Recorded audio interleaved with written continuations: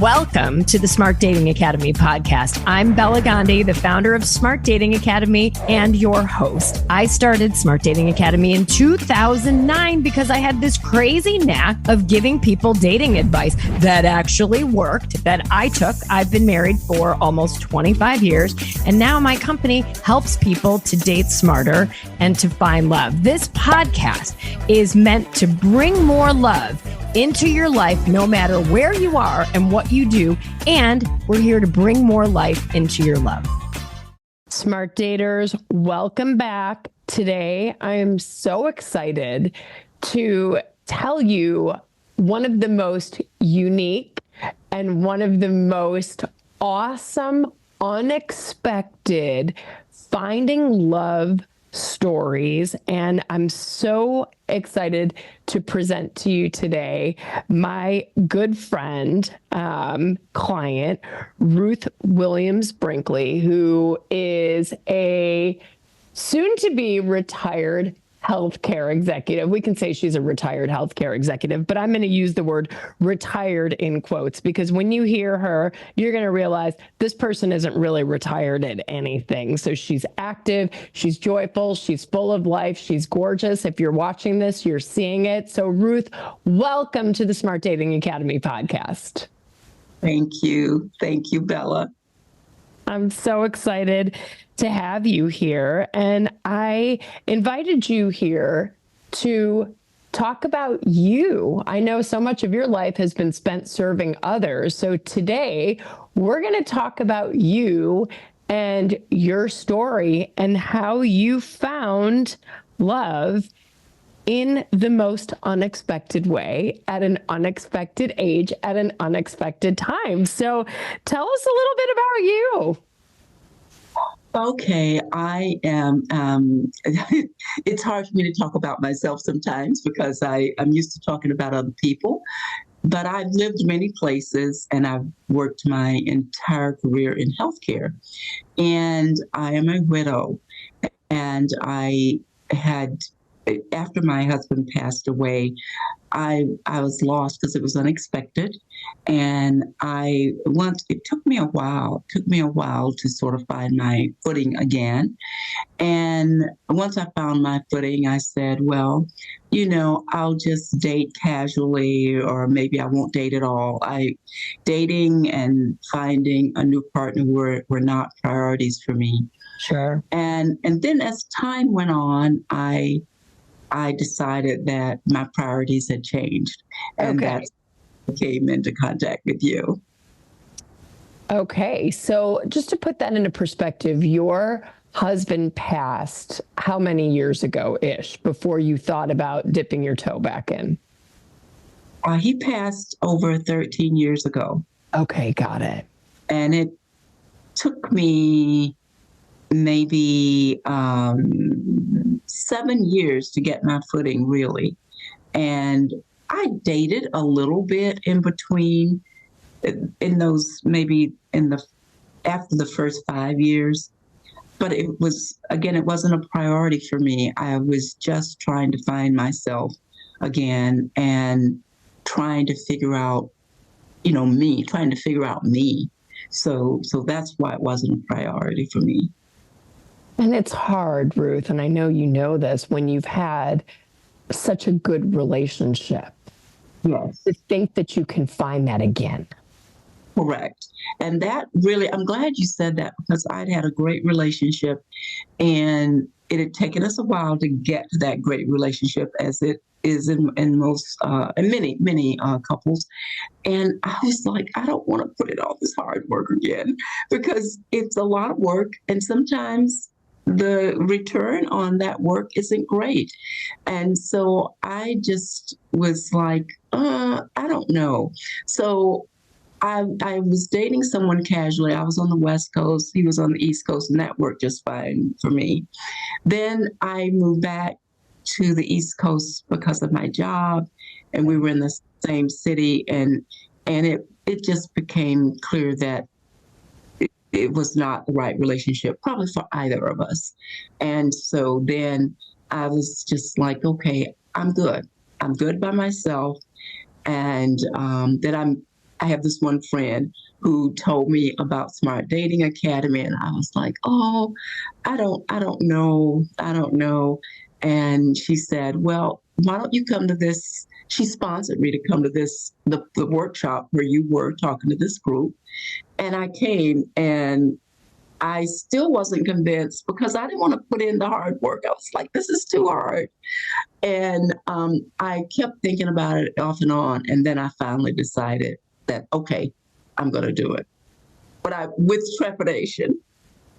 Oh my gosh. Well, for those of you who I'll tell you, and Ruth is incredibly humble, the group that I spoke to was actually due to another client that I had helped from this organization, my sweet friend Carol, who said, we need to talk to this organization I belong to called C200. And there's so many amazing women. It's the Committee of 200.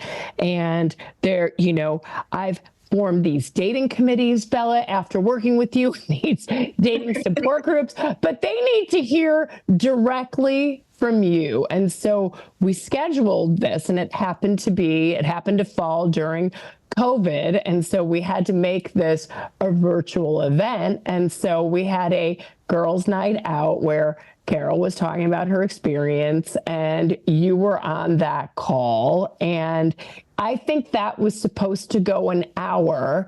And if I'm not mistaken, it went closer to 2.5 hours. It did.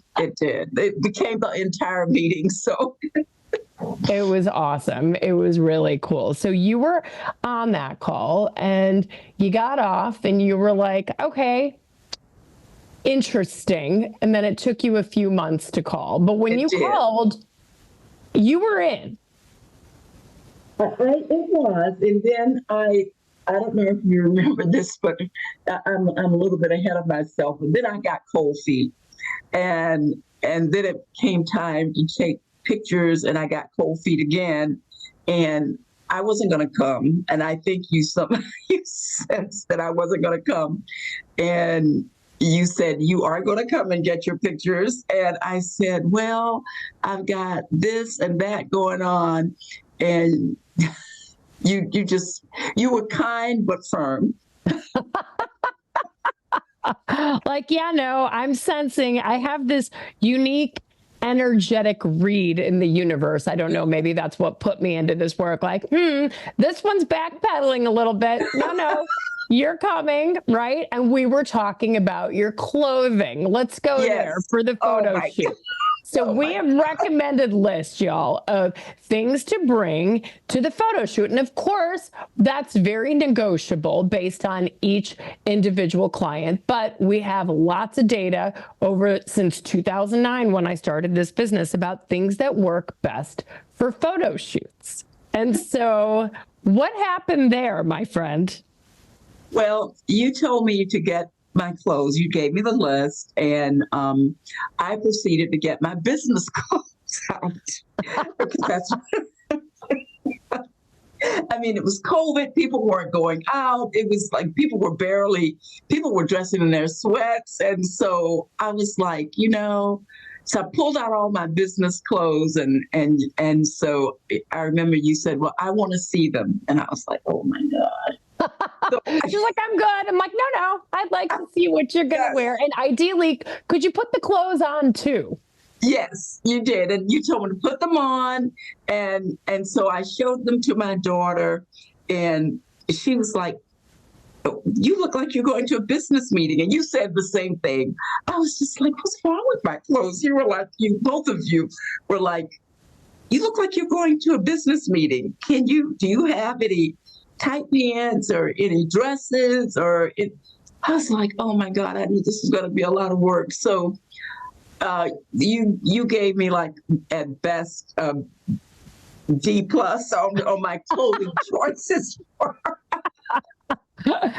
I'm kind but firm, like, yeah, no, I think you can do better with this. Yes, so we're looking, it's great that we all can be the CEOs right? Or, right, the Yes. C-suite executives at work. And we become, especially as women, very comfortable in that role, Yes. right? Because we Yes. tend to do more in that realm and we get promoted. And so Yes. it's a feedback loop, like, okay, and it becomes my comfortable armor. If I go in Exactly. there in my shoulder pads and my armor and my suit, like this is where I'm comfortable. And the question is, who are you when you're with the people in your life that light you up, that make you happy? We don't want to have that armor on. Who are you? Are you in a sweater? Are you in a dress? Are you in jeans, right? Because you're not wearing the armor when you're going out to have a glass of wine with your girlfriend.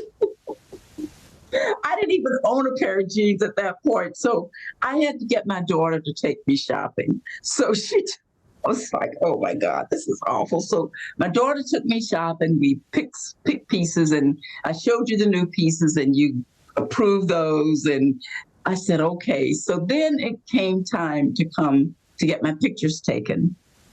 And that's when I was ready to bail for sure. But I didn't tell you I was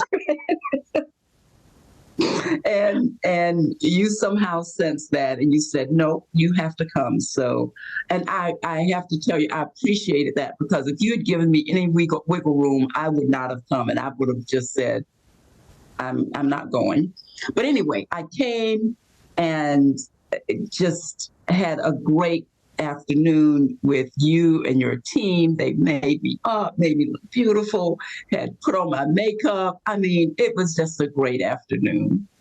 Oh my gosh. Now, speaking of make you look good, first of all, this woman is drop dead gorgeous, and you'll see this on our pages. But Ruth, if you don't mind sharing, tell people who are doubters, how old were you when you started this process?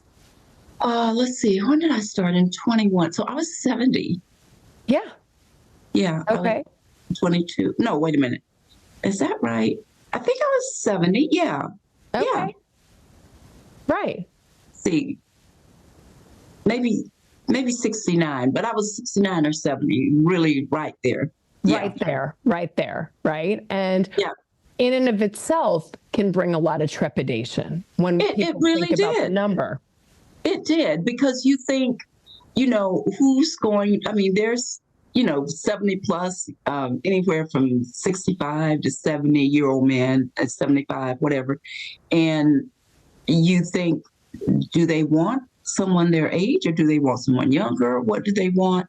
And I had to take the chance to say, you know what, I'm going to do this. And and if I get rejected, that's okay. And I put that armor back on and said, you know what, I can stand rejection. I've had rejection in job interviews where I haven't gotten the job, but you keep going.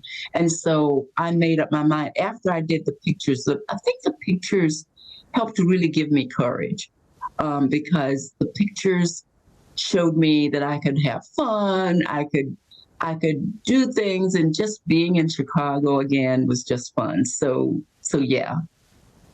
All right. And then what happened after you got your photos done? Then you meet Ilene. I meet Ilene, yes. And I had been tinkering with a written profile to put on the website.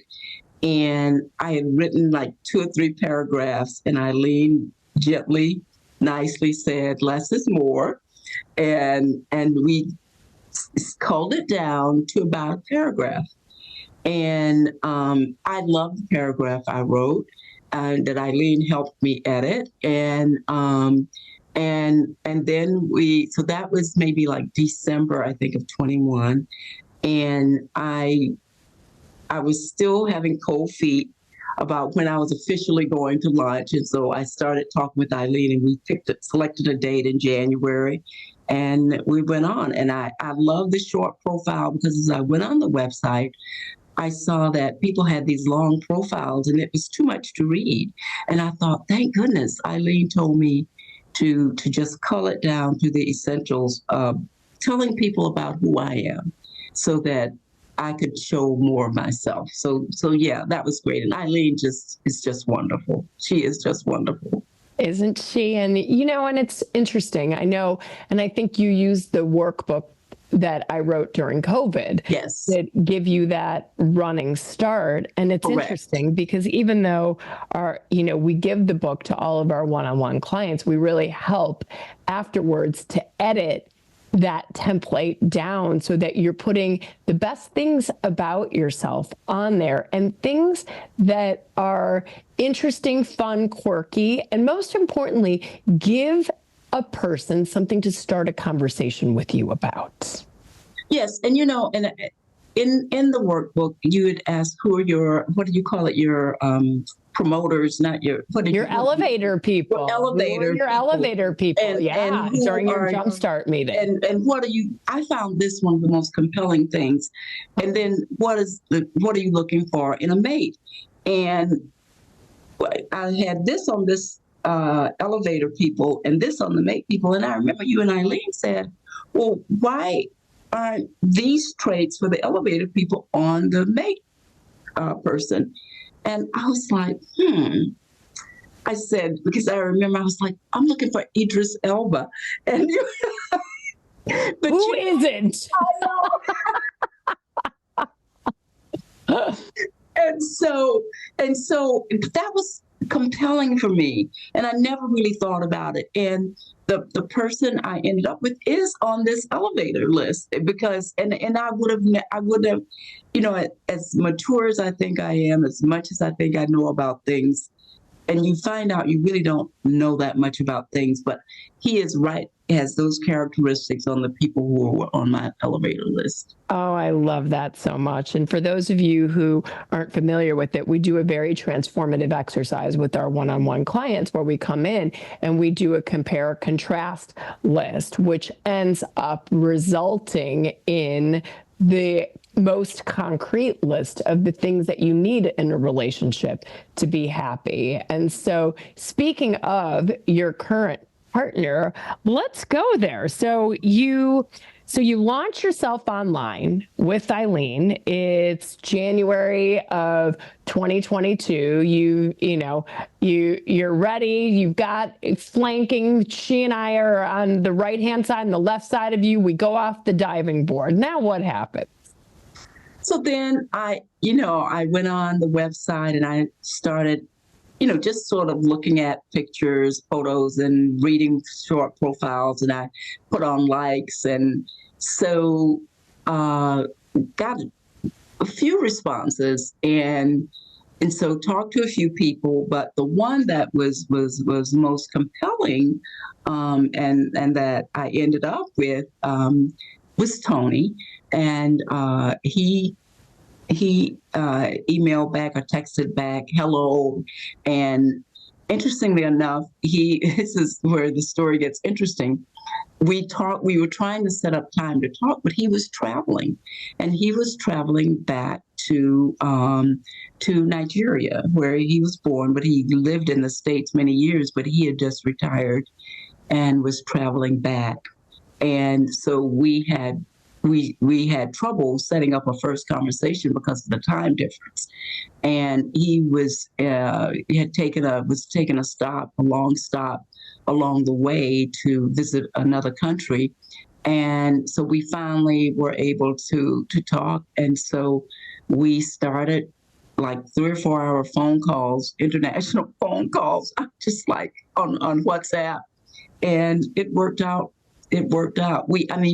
We did that for 3 or 4 months before we ever met in person while he was gone, because he was literally on his way to get a house, to get set up, start a business over there.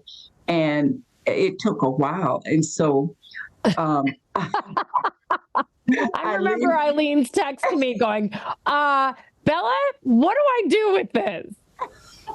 So Ilene was like, are you sure this is a real person? And there's so many scams out there. And I appreciated her saying it. And I was beginning to think something myself, but I wasn't going to bring it up. And so I said, Ilene, I don't know. Because first he was coming in March, because we met in January, then he was coming back in March. And And he ended up actually coming in May. And as we talked, there were good reasons for that. But I said to Ilene, I said, well, maybe he's not coming. I said, if he isn't, it's been nice. But I liked him well enough to say, unless it was a scam or something, that even if things don't work out, I like this person. And I would like to be friends with this person if that's possible. If all else fails, I'd like to be friends with this person. So he finally showed up in May. And now you have been talking over the phone every day, FaceTimes also. FaceTimes. We would talk 2 or 3 hours of the day, send each other pictures, send each other music we liked. So we'd really developed a great friendship and just a great connection. And so Eileen's urging me, which I'm glad she did, to sort of see other people. And I said, Ilene, I just have such a connection here. I want to see it through. And I said, if it doesn't work, then it doesn't work. But we have such a connection. I want to see it through.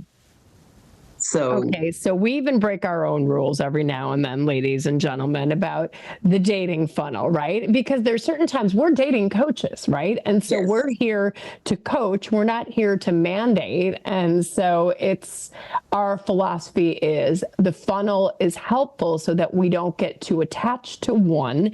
And if one drops off, then it doesn't hurt as much because you've got 2 or 3 left in the funnel. So we have very concrete discussions about, okay, here are the risks of only having one person. Are you good with that? And she's like, I'm good.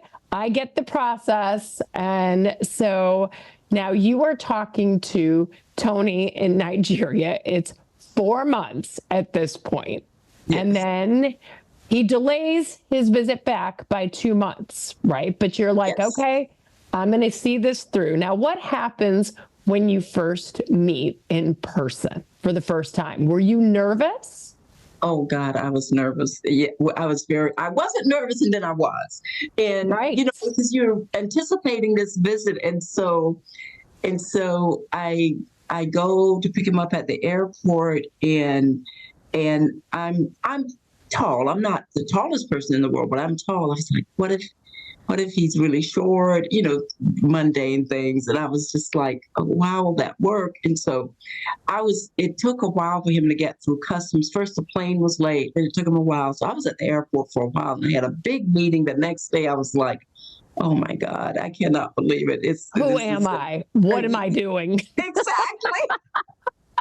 So he finally, I started reading because it took him so long to come out. And then I missed him when he came out because I had been standing there, and I said, I'm just going to go sit down and I'll see him. And I thought I'd recognize him. I was sitting right on the front row in the international terminal.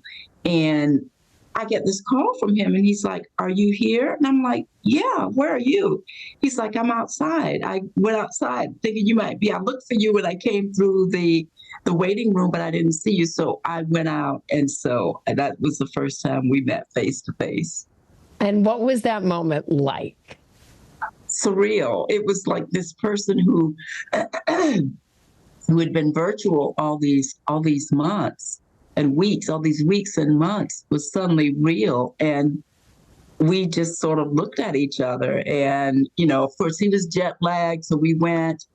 And I think we went to dinner, and then he went to, he was just exhausted from that long flight, and then all the delay in the flight. So then we it was like we picked up right where we left off on the phone. And he was supposed to stay a month. He ended up staying 4 months, and we just bonded during that time. Continued to bond during that time. And he wasn't shorter than you. He wasn't shorter than me. No, he wasn't shorter than me. He's taller than me. But your imagination starts running wild. And it's not the end of the world if someone's shorter than you. But, you just start thinking about things that really don't matter when you're nervous. Yeah, absolutely. And how old was he when you guys first met? He was, he's 4 years younger than me. So let's see, he must have been 66. And I was 70. I think I got this right. Yeah. Yeah. Oh man. So now he stays for 4 more months and in your town. Yes. So he stays, let's see, we're talking 22. So he goes back and he goes back, I think it might have been in, maybe September. Yeah. And then he comes back right before Christmas. Okay. And then he stays through Christmas till early in March. Then he goes back, and then he invited me to come back over there to visit him and his family. So I went there the end of March. Of 23. 23. Okay. And stayed about 2.5 weeks. Had a great time. Met his family, met the whole extended family, and we had a great time. And then we both came back here. And what's that? Oh, I was going to say, and then what happened once you came back here? Well, while we were over there, we had sort of a traditional commitment ceremony with all of his family around. And so that was sort of making that commitment to each other. And he came back and we just kept going. And at that point, you felt really good about it. I mean, you had met, more than a year before that, spent 4 months WhatsApping. He comes back in May. He stays for 4 months, goes back, comes back. And so now, by the next year, you're like, this is the lid to my pot. I know this. Yeah. Yeah. And just the kindest person, very settled, unflappable, and honest. I really has a lot of integrity. I like that because, there's so many people and so many things going on in the world today. Authenticity and integrity are really important to me. And if that hadn't been the case, we wouldn't be together. But we just hit it off, and I'm just thankful that I did find the lid to my pot, as you said. And who would have thought? Who would have thought? And who would have thought that, I would meet somebody who was literally en route to another continent, and that, that we would end up together. It's just unbelievable. And what are your plans now? So he is in Nigeria now. He'll be back at the end of the month, and we're going to travel. So I'm going to use this first year to travel and to do things and just sort of live life. Yeah. We've got several trips planned.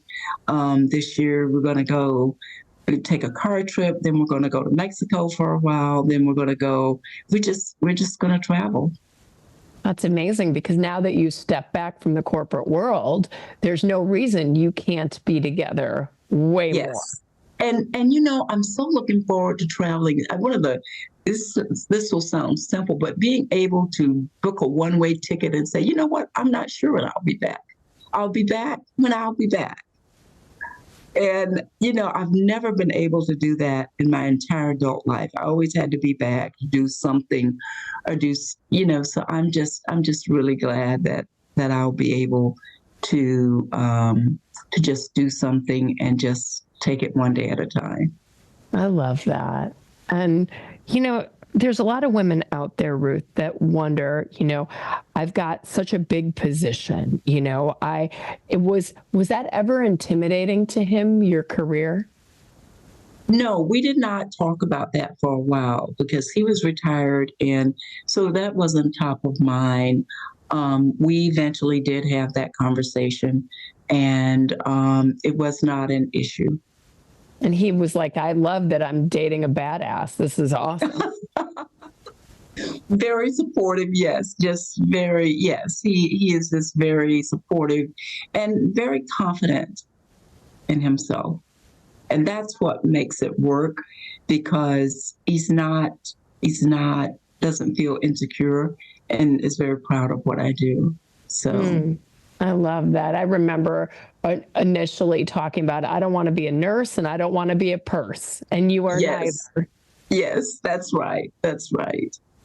Right. And if you're listening to this, I hope that you're taking some inspiration that no matter where you are in your career journey, no matter where you are in your age journey, right, that love can come to you sometimes in an unexpected package, like someone who was en route to Nigeria, a different continent, 4 years younger, right? It's like, you never know. Could you have ever imagined this when we first started working together?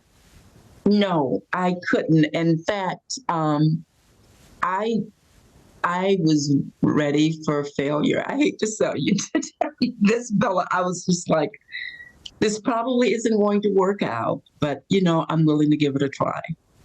And I was, because I thought it's difficult for executive women to find men who are not intimidated by their roles for whatever reason.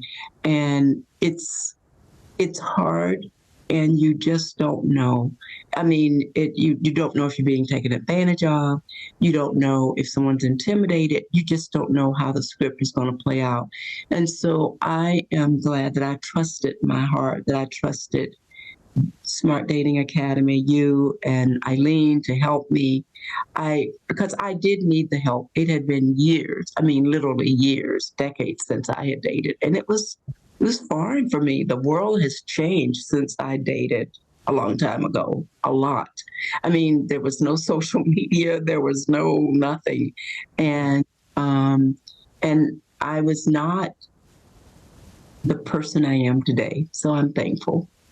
Oh, I'm so glad you did this. And I'm so glad that, you remembered the elevator person exercise and really knowing what the things were that were going to make you happy, and looking at the red flags, as opposed to, like you said, you had been dating in a relationship prior for 5 years, and you get to the same city and you're like, okay, I know pretty quickly that we are not aligned here. I think what I'm grateful for is that you leapt off the diving board with us and followed a process, right? To some extent on your own terms, but overall, right? And the only thing you didn't do was keep the funnel going, because you know what, at a certain point, I always say there's an element of the universe or God that steps in and says, this is your person. And guess what? You're not going to have to date a lot, because I've put you through other things in life. I'm going to make this one easy for you. And I'm so glad. That's true. That's very true, because I just knew he was the right one. And I mean, I didn't know with certainty, but then when he didn't come right away, the doubts started to creep in. But I always felt that he was the right one. And I thought, maybe I'm wrong. And you have to accept the possibility that you could be wrong. But it turned out well for me. It turned out really well. Well, I couldn't be happier for you. If someone's on the fence about, does love exist for me, what would you tell them? I would say that, yes, love does exist for you, but you're going to have to work at it. And, one of my good friends said, I'll steal this phrase from her. She says, the FedEx man is not going to deliver him to my house. Mm-hmm. I'm going to have to go out and do something. And so, you may get your feelings hurt or get disappointed, but there is someone out there for you. And you just have to put yourself out there and have the confidence to say that, it may not work. And I think Ilene is just amazing. Both of you are, and she would give me tips on, I did date a few other people, not in person, but virtually. And because everybody was still in the pandemic. Yeah. But she was very helpful in terms of, she would say, let me look at the text messages between the two of you. And she would get on and look at the text messages. And she would say that, okay, this is you need to approach this way or that way. And so she is so savvy, I'm telling you. And I know I'm not telling you anything you don't know, but she's very savvy at this. And so I was very grateful for her. Oh, and we're grateful for you. So, ladies and gentlemen, if you're on the fence about does love exist, like Ruth said, love absolutely exists for you, but you're going to have to work at it and maybe have some guides with you that are going to jump off the diving board with you. So you're not jumping into a pool that's, 3 feet of concrete underneath. So make sure that you've got someone that's going to go in and read your text messages and see, yeah, I kind of like this. This looks okay. Respond in this way. So that is the work that brings us joy. And I'm so grateful to have had you on board with us and to watch such a beautiful love story unfold. Well, thank you. And the other thing I would say, not only to jump off the diving board with you, but you have these crises of confidence. When Tony didn't come in March, I thought, well, I've been had. I was just like, maybe I've been had. I didn't think, but he just kept coming and kept, staying in connection. And so Ilene was able to be there and be the voice of reason, to step back and to say, oh, I think this is okay. Let's see. And that's what you all do, because everybody has a crisis in confidence. You think things are going well and you think maybe they aren't. And it's always helpful to have someone there to be an objective person. Yeah, absolutely. And, everybody at Smart Dating Academy has been in. Ilene is happily married over 30 years. Lindsay's coming upon 20 years. I'm at 27 years. So between the three of us, we have about a century of marital experience underneath our belt. So I think that that's one of the things that we're pretty good at, is just saying, okay, let's let this breathe, give it time, but there's no red flags that have given us pause right now. So let's let this one breathe, because if there were red flags, we would have certainly said, yeah, I'm not feeling this right now. Let's ask these three questions. So I think, Tony was a green flag from the get-go, besides the fact that, maybe we thought he'd be a catfisher. I thought he might be a catfisher. But he wasn't. Well, Ruth, I'm really excited for this next chapter of your life. And congratulations on retiring. Congratulations on having the lid to your pot. And I can't wait for you to come to Chicago to meet us. Thank you. Thank you. Thank you, Bella. The Smart Daters, if you're feeling called to do something, change something. Change something in what you're doing in your life. And if you feel like, well, I am working hard at it already, well, maybe you need to change up your process. So chew on this week. If you need something, you know where to find us. Go to smartdatingacademy.com. You can get on our newsletter list, schedule a consultation, and who knows, you may be the next one to find love. So with that, I wish you love until next week. Thank you, Ruth. Thank you, Bella.